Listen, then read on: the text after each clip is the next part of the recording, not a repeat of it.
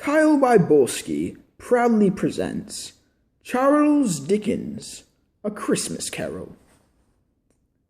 Marley was dead, to begin with. There is no doubt whatever about that. The register of his burial was signed by the clergyman, the clerk, the undertaker, and the chief mourner. Scrooge signed it, and Scrooge's name was good upon change for anything he chose to put his hand to. Old Marley was as dead as a doornail. Mind, I don't mean to say that I know, of my own knowledge, what there is particularly dead about a doornail. I might have been inclined myself to regard a coffin-nail as the deadest piece of ironmongery in this trade. But the wisdom of our ancestors is in the simile, and my unhallowed hand shall not disturb it, or the country's done for. You will therefore permit me to repeat, emphatically, that Marley was as dead as a doornail. Scrooge knew he was dead? Of course he did. How could it be otherwise? Scrooge and he were partners for I don't know how many years. Scrooge was his sole executor, his sole administrator, his sole assign, his sole residuary legatee, his sole friend, and his sole mourner. And even Scrooge was not so dreadfully cut up by the sad event, but that he was an excellent man of business on the very day of the funeral, and solemnized it with an undoubted bargain. The mention of Marley's funeral brings me back to the point I started from. There is no doubt that Marley was dead.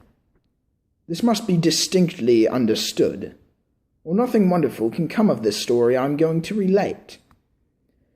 If we were not particularly convinced that Hamlet's father died before the play began, there would be nothing more remarkable in his taking a stroll at night, in an easterly wind, upon his own ramparts, than there would be in any other middle-aged gentleman rashly turning out after dark in a breezy spot. Say St. Paul's churchyard, for instance. Literally, to astonish his son's weak mind. Scrooge never painted out old Marley's name. There it stood, years afterwards, upon the warehouse door. Scrooge and Marley. The firm was known as Scrooge and Marley. Sometimes people knew the business called Scrooge, and sometimes Marley. But he answered to both names. It was all the same to him. A Merry Christmas, Uncle! What? I said, a Merry Christmas, Uncle! God save you! Bah! Humbug! Christmas? A humbug, Uncle? Surely you don't mean that. Of course I mean it. Merry Christmas indeed. What reason have you to be merry? You are poor enough. Come, Uncle. What reason have you to be dismal? You're rich enough. Bah! Away with Christmas! What's Christmas to you but a time for paying bills without money? A time for finding yourself a year older and not an hour richer? If I could work my will, every idiot who goes about with Merry Christmas on his lips should be boiled in his own pudding and buried with a stake of holly through his heart. Uncle! Nephew, you keep Christmas in your own way, and you let me keep it in mine. Keep it?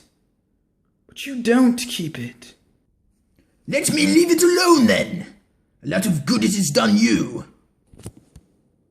Well, there are many things from which I have benefited, even if they didn't show a profit, I dare say. Christmas among the rest. But if anything belongs to Christmas, it can be considered apart from the sacred source of its name and origin. I'm sure that I've always thought of Christmas as a good time, a kind, forgiving, charitable, pleasant time. The only time of the year I know of when men and women seem by one consent to open their shut-up hearts freely, and think of others as if they really were fellow passengers to the grave. And therefore, Uncle, though it has never put a scrap of silver or gold in my pocket, I believe that it has done me good, and will do me good. And I say, God bless it! Another sound out of you, and you'll keep Christmas by losing your position. Don't be angry, Uncle. Come, dine with us tomorrow. I'll see myself in hell first. But why, Uncle? Why? Why? Let me ask you a question. Why did you get married recently? Because I fell in love. Love? You fell in love? Ha! Good afternoon, nephew. But you never came to see me before I got married. Why give it as a reason for not coming now? Good afternoon. I want nothing from you. I ask nothing of you. Why can't we just be friends? Good afternoon! Well, I'm sorry to find you so resolute. We've never had a quarrel, you and I. I came to bring you tidings of the season, so I shall keep my Christmas humor to the last. Merry Christmas, Uncle. Good afternoon. And a Happy New Year! Good afternoon! And a Merry Christmas to you, Bob Cratchit! Thank you too, sir. And a Merry Christmas to you!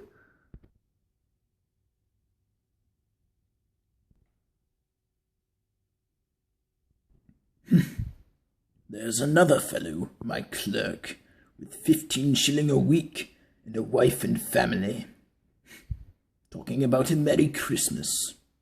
I'll retire to Bedlam. Scrooge and Marley's, I believe. Do I have the pleasure of addressing Mr. Scrooge or Mr. Marley? Marley is dead. In fact, he died 7 years ago this very night. Oh, I'm sorry to hear that. But I'm sure that his generosity is well represented by his surviving partner. At this festive season of year, Mr. Scrooge, it is more than usually desirable that we should make some slight provision for the poor and the needy, who suffer greatly at the present time. Many thousands are in want of basic needs. Hundreds of thousands are in want of common needs, sir. Are there no prisons? Did they disappear? Oh, no, sir. There are plenty of prisons. And the workhouses for the poor? They're still in operation, I assume? They are.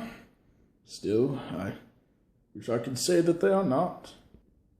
So the treadmill and the poor law are all still in full vigor, then? Yes. Very busy, sir. Oh, well, from what you had said, I was afraid that something had stopped them in their useful course. I'm glad to hear it. No.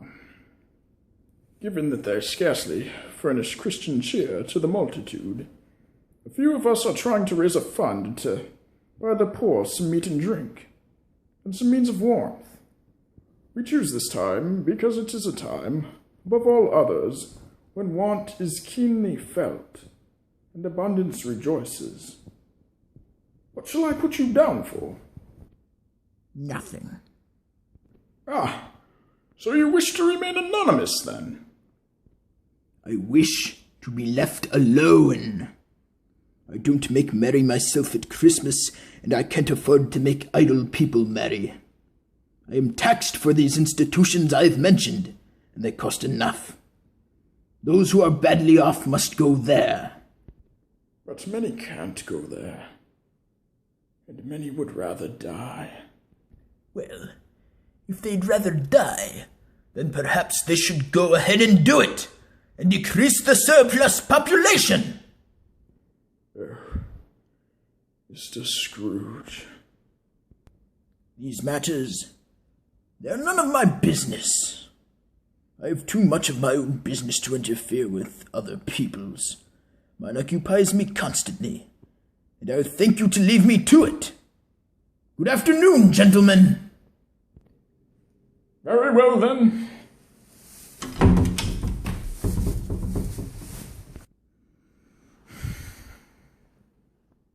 You'll want all day tomorrow, I suppose.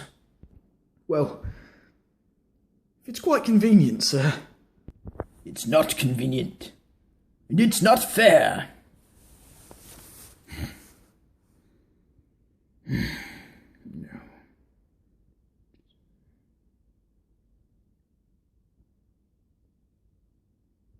Not fair. If I was to hold back half a crown for it, you'd think you were being abused then, no doubt. And yet, you don't think me ill-used when I pay a day's wages for no work? It's only once a year, sir.